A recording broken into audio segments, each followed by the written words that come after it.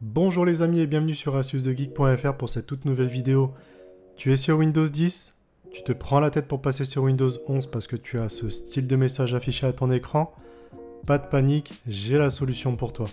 Alors sache que précédemment, donc il y a 4 ans quand même, j'ai fait une vidéo pour activer le TPM dans le BIOS de ton PC. Vérifie quand même au cas où, si jamais tu peux l'activer, c'est quand même mieux. Sinon, panique pas. Tu as deux méthodes que je te propose tout de suite.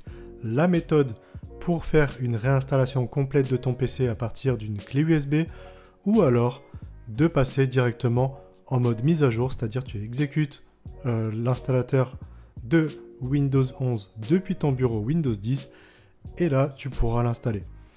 Donc tu as essayé de le faire via une mise à jour, ça n'a pas marché et donc je te montre tout de suite les deux méthodes. Première méthode, tu te rends sur mon site astucesdegeek.fr et ici en première page tu as téléchargé Windows 11 25H2 pour les PC non compatibles. Tu vas dedans, tu descends un petit peu et là tu as deux liens de téléchargement. C'est les mêmes, donc tu choisis celui que tu veux. Une fois que c'est fait, tu vas te retrouver ici sur ton bureau avec la version patchée de Windows 11 25H2.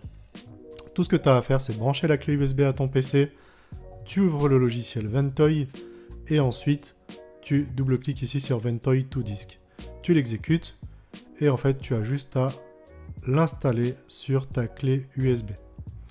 Donc ici, moi c'est déjà fait, on fait juste install et ici il va t'afficher la version et c'est tout bon. Ensuite, tu vas ici dans ce PC, tu vas retrouver ici Ventoy, tu double-cliques dessus et tout ce que tu as à faire c'est glisser-déposer ou copier-coller directement l'ISO dans la clé USB.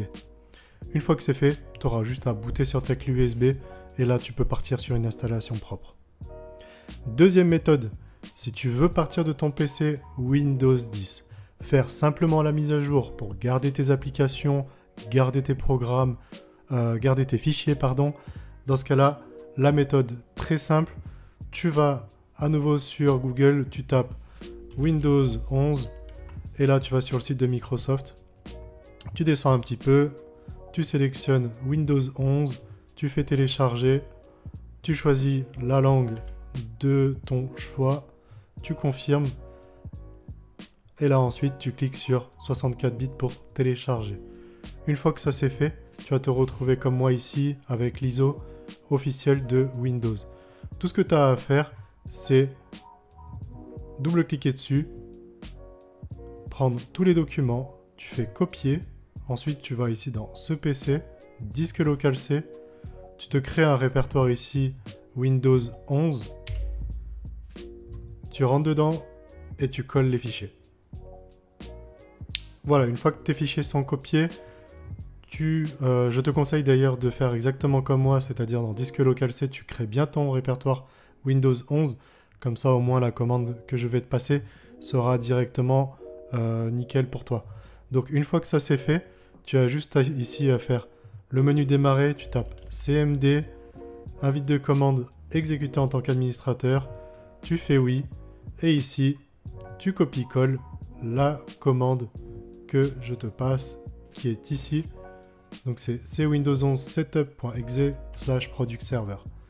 Hop, tu colles ici, tu fais entrer et là tu patientes un peu. Donc à partir de là, tu as la fenêtre d'installation pour Windows 11.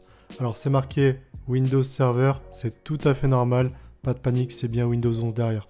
Tu fais suivant, ici ça va rechercher les mises à jour. À cette étape-là, tu sélectionnes pas les deux options suivantes, tu vas ici cliquer sur j'ai déjà installé Windows Server sur ce PC. Et là tu sélectionnes la version qui correspond à ton PC. Donc si tu veux savoir sur quelle version tu es, si c'est professionnel, famille, etc. Je t'invite ici à aller dans les paramètres. Tu vas dans système. Tu descends en bas, tu fais à propos de. Tu descends un petit peu. Et ici par exemple, moi j'ai la version entreprise. Mais toi tu auras certainement professionnel, famille, etc. Sélectionne bien cette version-là. Famille ou professionnel, celle qui correspond bien à ton système. Si tu veux que ta clé de licence reste fonctionnel. Donc, moi je fais professionnel pour l'exemple et je fais suivant. Et à partir de là, tu as juste à accepter.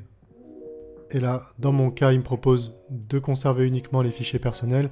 J'ai pas installé d'application, donc dans mon cas, je pense que c'est normal. Mais normalement, tu devrais avoir de ton côté fichiers, paramètres et applications. Et tu fais suivant à nouveau.